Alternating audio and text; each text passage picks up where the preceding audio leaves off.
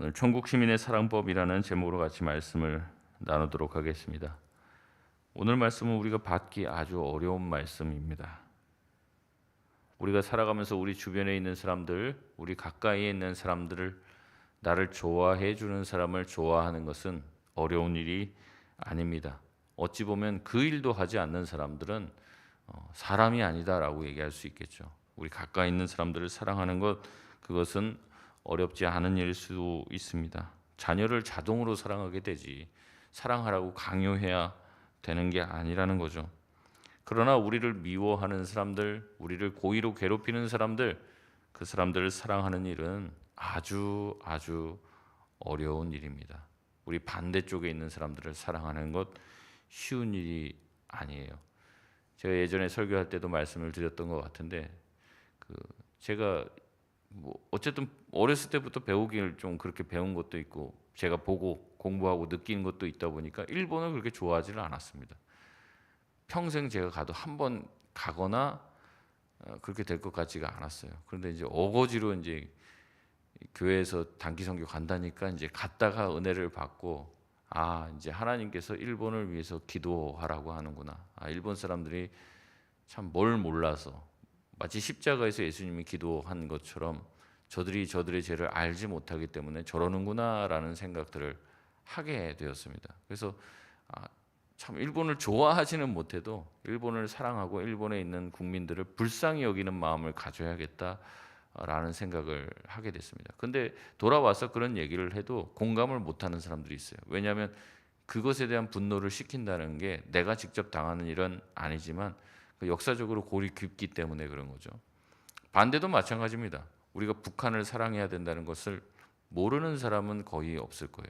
크리스찬으로서 북한에 있는 또 지하교회 성도들, 또 북한이 빨리 열리고 통일되게 해달라고 기도해야 된다는 걸 알지만 막상 기도하려면 마음에 와닿지 않은 거죠. 왜냐하면 우리 안에 있는 분노가 있기 때문에 그렇습니다. 그들이 마땅히 당해야 될 벌이 있다고 생각하니 그들을 사랑한다는 것은 쉬운 일이 아니에요. 그렇기 때문에 오늘의 예수님의 말씀은 우리에게 아주 도전적 말씀입니다. 특별히 예수님은 오늘 사랑의 극치를 말하고 있습니다. 누구를 사랑하라는 거예요? 원수를 사랑하라는 겁니다. 이것은 도덕적인 권고가 아닙니다. 앞으로 원수를 좀 사랑해 보도록 애써봐라가 아니고 아주 강력한 명령법으로 원수를 사랑하고 선대하라고 예수님은 우리에게 말씀해 주고 있습니다. 그러면서 계속 비교 대상이 나오는데 그것이 바로 죄인입니다. 죄인들도 마땅히 하는 사랑을 너희가 해놓고선 사랑하고 있습니다라는 말은 하지 말라는 거예요. 내가 좋아하는 사람들끼리만 우리 구역 만들어 놓고선 우리끼리 우리 구역은 너무나도 사랑이 많아요. 그런 소리 하지 말라는 거죠. 그건 누구도 하는 얘기예요? 죄인들도 하는 소리예요. 외인들도 하는 소리라는 거예요. 너희가 만약 그리스도인이라면, 예수님을 따르는 예수님의 제자라면 달라야 된다는 거예요. 그것 가지고 충분하지 않다는 거죠. 누구를 사랑하고 누구를 선대하라고 얘기합니까? 원수들, 우리를 괴롭히는 사람들, 우리의 뺨을 치는 사람들에게 잘 해주라는 거예요. 그렇게 할 수 있습니까? 예수님은 세상의 기준을 제시합니다. 세상 사람들 이렇게 해. 근데 그것 하는 것 가지고 너희가 만족한다면 너희는 내 제자가 아니라고 얘기합니다. 오늘 그렇기 때문에 본문을 보면 우리는 질문하게 됩니다. 왜 꼭 원수를 사랑해야 됩니까, 주님? 그리고 주님, 정말 원수 사랑이 가능합니까? 주님, 원수 사랑하면 뭐가 달라지는데요? 이런 질문들을 하게 되어 있다는 거죠. 오늘 본문을 살펴보면서 이야기를 하려고 합니다. 27절의 말씀에 예수님은 말씀하십니다. 너희 원수를 사랑하며 너희를 미워하는 자를 선대하라고 얘기합니다. 불편하죠. 왜냐하면 인과의 법칙, 또 저지른 죄에 대한 대가를 치르게 하는 게 상식적이기 때문에 그렇습니다. 좋은 사람에게는 상을 줘야죠. 나쁜 일을 한 사람에게는 벌을 줘야 하는 게 맞습니다. 저지른 죄가에 합당한 벌을 내리는 게 정당하고 공정하죠. 그러나 예수님은 정반대의 이야기를 하십니다. 세상은 대가를 바라는 사랑을 가르쳐요. 이만큼 했으면 그렇게 해주는 거죠. 우리도, 예수님도 그런 말씀하시죠. 너희가 대접받으려고 하면 뭐 하라고 하는 거예요? 먼저 대접하라는 거죠. 너희가 먼저 섬김을 받고 싶다면 먼저 섬겨야 된다. 그런 말씀을 하시는 것처럼 세상의 모든 것은 give and take, 주는 대로 받는 거죠. 우리가 그것을 상식으로 생각합니다. 그러나 예수님은 전혀 다른 이야기를 꺼내십니다. 27절 마지막에 보면 너희를 미워하는 자를 잘해주라는 거예요. 딱 보면은 나 미워해요. 그런데 그 사람한테 손을 내밀고 웃어주라는 얘기입니다. 28절에 너희를 저주하는 자, 우리를 뒤에서 욕하는 사람들, 그 사람을 축복하라는 거예요. 우리를 모욕하고 저주하는 자들, 그런 사람들을 위해서 오히려 그 사람이 잘 되기를 기도하라 명령하십니다. 29절에 뭐라고 얘기합니까? 내 뺨을 치는 사람에게 반대편도 돌려대라고 얘기하죠. 겉옷을 빼앗아 가려고 하는 사람에게 속옷도 거절하지 말라고 이야기합니다. 주님은 이런 말씀에 대한 결론적인 말씀으로 32절에 이렇게 말씀하고 있습니다. 32절 말씀 우리 같이 한번 읽겠습니다. 시작. 너희가 만일 너희를 사랑하는 자만을 사랑하면 칭찬받을 것이 무엇이냐? 죄인들도 사랑하는 자는 사랑하느니라. 아멘. 죄인들도 하는 사랑을 하면 우리에게 칭찬받을 것이 있습니까? 없습니까? 없다는 거죠. 나 좋아하는 사람만 좋아하고 나 싫어하는 사람은 나랑 붙이지 말아요. 그런 사람은 하나님께 받을 게 없다는 겁니다. 어떠한 칭찬도 받을 게 없죠. 예수님은 달라야 된다고 말합니다. 왜냐하면 예수님이 그러하셨기 때문에 그렇죠. 예수님은 로마서 5장 8절에 우리에게 말씀하십니다. 우리가 아직 죄인 되었을 때 그리스도께서 우리를 위해서 십자가에 죽으셨다고 얘기합니다. 우리가 회개하고 변화됐을 때 주님이 우리를 위해서 내가 너희를 위해서 죽어줄게. 너희가 이제 좀 변화됐으니까 말씀하지 않으십니다. 우리가 여전히 죄인 상태에 있을 때 우리를 사랑하셨다고 말씀해 주시는 것이죠. 우리는 하나님과 원수 되었습니다. 예수님을 십자가에 못 박은 죄인이 바로 저와 여러분입니다. 그럼에도 불구하고 예수님은 우리를 위해서 우리를 사랑하셔서 십자가에 죽어주셨죠. 여러분, 우리가 원수를 왜 사랑해야 합니까? 원수를 사랑해야 하는 이유는 바로 우리가 그토록 좋아하고 닮아가길 원하는 하나님과 예수님이 우리가 죄인 되었을 때 우리를 사랑해 주셨기 때문에 그런 것이죠.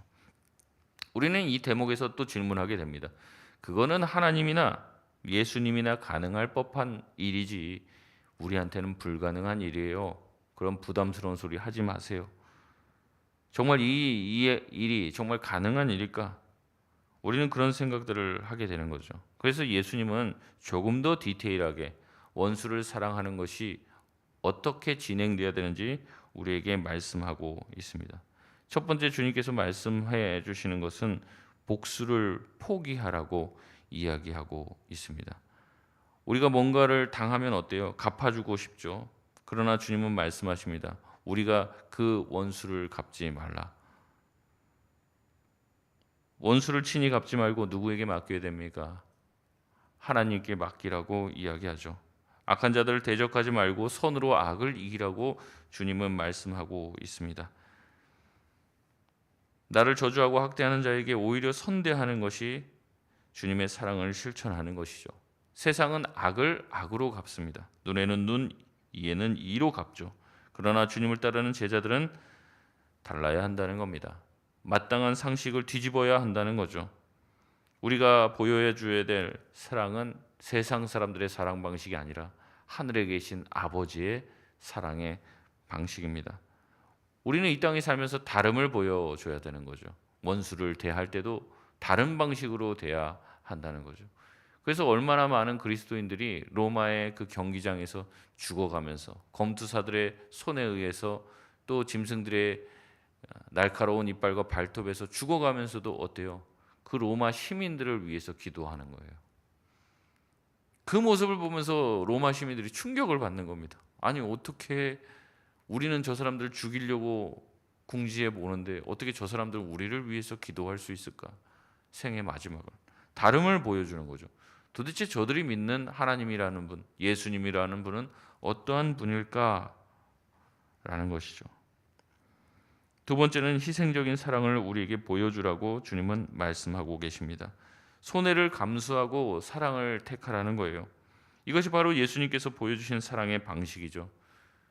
우리는 손해 보려고 하지 않습니다. 왜 내가 손해를 봐야 되느냐? 그러나 주님은 우리에게 손해를 보여주며 자신의 사랑을 증명해 내셨습니다. 하나님의 성품은 자비로우심이죠. 하나님의 성품은 은혜로우심입니다. 인자하심입니다. 그래서 36절에 뭐라고 얘기합니까? 너희 아버지의 자비로우신 같이 너희도 자비로운 자가 되라고 말씀하고 계십니다. 우리 35절 말씀 우리 같이 한번 읽겠습니다. 35절입니다. 시작. 오직 너희는 원수를 사랑하고 선대하며 아무것도 바라지 말고 꾸어 주라. 그리하면 너희 상이 클 것이요 또 지극히 높으신 이의 아들이 되리니 그는 은혜를 모르는 자와 악한 자에게도 인자하시니라. 아멘. 하나님은 누구에게 인자하신 분입니까? 은혜를 모르는 자와 악한 자에게도 인자하신 분이다. 우리가 이것을 잊지 말아야 돼요. 그러면서 나오는 말이 뭐예요? 너희 아버지의 자비로우신 같이 너희도 자비로워야 한다. 냉정하고 냉철하게 하지 말라는 거죠. 자비의 최고봉으로 예수님이 제시하는 것은 원수 사랑입니다. 원수를 갚지 말라는 거죠. 자신을 거역한 이스라엘 백성 또 예수님을 배반하게 될 예수님의 제자 또한 예수님은 자비롭게 대하십니다. 사랑하시되 끝까지 사랑해 주시는 것이죠. 하나님은 우리를 사랑하시고 우리에게 자비로우셔서 아들 예수를 이 땅에 보내주셨습니다. 그런 형태의 사랑을 하라는 거죠. 그것이 바로 예수님이 우리에게 가르치는 원수 사랑입니다. 세 번째는 하나님이 주시는 상을 바라보라고 이야기합니다. 35절 중간에 보면 이야기하죠. 너희가 원수를 사랑하고 선대하고 아무것도 바라지 말고 꾸어줄 때 하나님께서 우리에게 뭘 준다는 겁니까? 상을 주신다는 거죠. 우리가 상을 받길 바란다면 어떻게 해야 한다는 겁니까? 원수를 사랑하라는 거죠. 선대하라는 겁니다. 나의 마음을 아프게 하는 사람들에게 그대로 갚아주는 것은 하나님의 뜻이 아닙니다. C.S. 루이스는 하나님이 우리에게 요구하는 것은 감정이 아니라 결단이라고 얘기합니다. 우리가 사랑에 대해서 감정이라고 생각하는 경우가 많아요. 그 사람을 좋아하라고 얘기하는 것. 근데 제가 아까 초도에도 말씀드렸죠. 제가 일본을 사랑하게 됐다. 근데 제가 일본을 좋아하게 됐다는 말은 아닙니다. 전 지금도 별로 일본인들이 좋지 않습니다. 그런데도 불구하고 여전히 사랑하는 마음, 그들을 향한 긍휼의 마음은 있습니다. 불쌍한 거죠. 저렇게 모르니까 저렇게 살고 있구나. 아예 역사를 안 배운다는 거예요. 우리나라에 대한 침략 역사도 왜곡해서 가르치고 그러니까 전혀 모르는 거죠. 가서 제가 일본인 목사님을 만났는데 자기도 그런 줄 알았대요. 근데 이제 미국에 유학 갔는데 이제 미국에 가면은 이제 또 다른 역사에 대한 책들을 읽어볼 수 있잖아요. 그러니까 한국인들이 자기만 보면 자꾸 째려보니까 왜 저러나 싶어갖고 그 역사책을 찾아보니까 일본이 얼마나 그동안 한국에게 그 나쁘게 했던 것들, 또 식민지 치하에서 얼마나 많은 사람들을 강제 동원하고 또 위안부로 삼고 이런 역사들을 자기가 이제 미국에 가서 객관적 자료를 읽고 충격을 받았다는 거예요. 그래서 자기가 그 다음부터 처음 만나는 한국인들한테 다 사과한다. 저를 처음 만나고 나서 그 얘기를 하더니 무릎을 꿇고 고개를 땅에다 대면서 울면서 사죄를 구하더라고요. 근데 그때 이제 저는 그런 마음을 느끼는 거예요. 저분이 저한테 뭐 해코지를 한 것도 아니에요. 저도 그분한테 무슨 피해를 입은 것도 아닌데 그분이 그렇게 눈물을 흘리면서 용서해 달라고, 일본인들이 몰라서 그러니까 불쌍히 여겨 달라고, 일본을 위해서 세계 어느 나라도 기도해 주지 않는데 가장 가까운 나라인 한국인들이 일본 불쌍히 여기고 기도해 주고 이 구원받지 못하고 우상에 빠져 있는 백성들을 위해서 좀 기도해 주면 안 되겠냐. 그게 내 눈물이 팍 터지더라고요. 제 마음에 하나님이 말씀하시는 거예요. 너는 맨날 그렇게 강단에서 원수를 사랑하라고 가르치는 놈이 가장 가까이 있는 나라, 멀리 다른 나라 막 아프리카 선교 간다 막 그러면서 제일 가까이 있는 나라는 사랑하지 못하고 그들을 위해서 왜 기도하지 못하느냐. 나는 일본도 사랑한다. 그 마음이 그 음성이 진짜 제 마음의 심정에 탁 그 들리듯이 이제 울리는 거예요. 그래서 저도 거기서 같이 그 일본인 목사님과 손잡고 막 엉엉 울면서 제가 짧은 일본말로 다이조부 됐어요. 그러면서 괜찮다고. 울면서 나도 너무 회개한다. 그래서 얼마나 많이 울고 제가 주님 앞에서 회개했는지 몰라요. 참 그런 것이죠. 사랑하라는 말은요, 좋아하라는 말은 아니에요. 이제 C.S. 루이스가 그 얘기를 하나님이 우리를 좋아할까? 안 좋아한다는 거죠. 우리가 하나님 말씀도 자꾸 어기고 이렇게 살겠다고 해놓고서도 어기고, 그러니까 하나님이 우리를 좋아할까? 안 좋아한다는 거예요. 그러나 하나님은 우리를 사랑하신다. 그럼 사랑은 뭐냐? 결단이라는 거예요. 결단. 내가 저 사람을 향해서 기도하겠다라는 결단이고, 저 사람이 앞으로 변화되기를 위해서 내가 애쓰겠다는 결단이라는 거예요.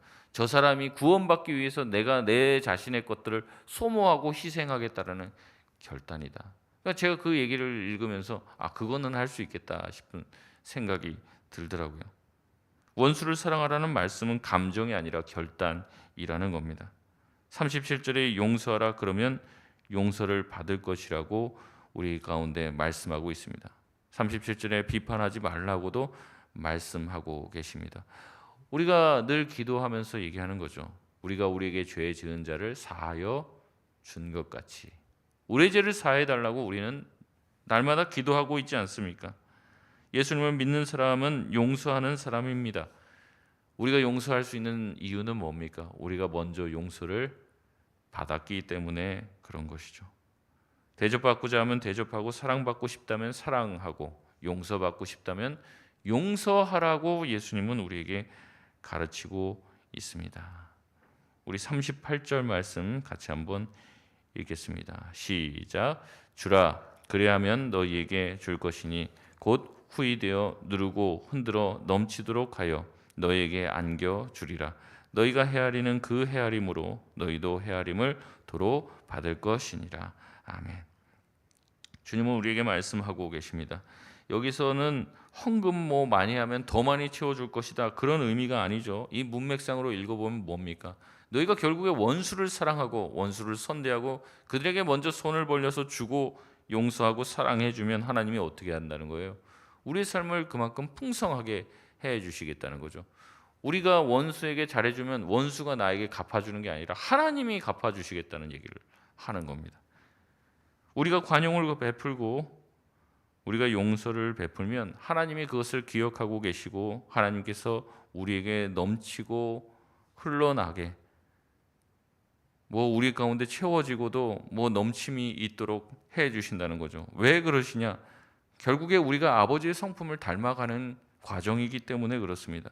아버지가 자비로우시기 때문에 우리도 자비로운 자가 될 때 비로소 하나님은 우리 삶에 넘치도록 해 주시는 은혜를 허락해 주신다는 거죠.